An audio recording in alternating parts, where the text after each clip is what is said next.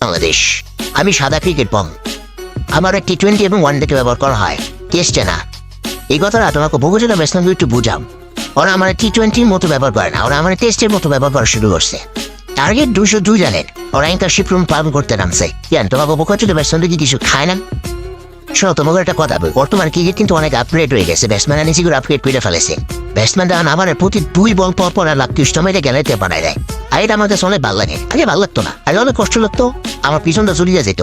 কিন্তু আমি নিজের পাল্টাই ফেলেছি, নিজের অ্যাডজাস্ট করে ফেলেছি, নিজের পরিবর্তন করে ফেলেছি।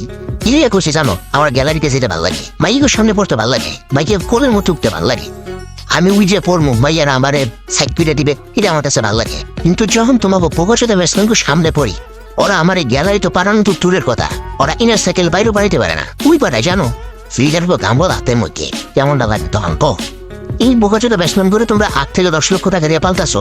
ঠিক আছে ভাই, তোমাকে ওই যে আর একটা বড় বোকাচোদ ব্যাটসম্যান আছে না, ওই যে 20 কেজি ওজনের, হৃদয় শুনছি হয় নাকি আম্পায়ার লগে তর্ক করছে, বেয়াদবি করছে।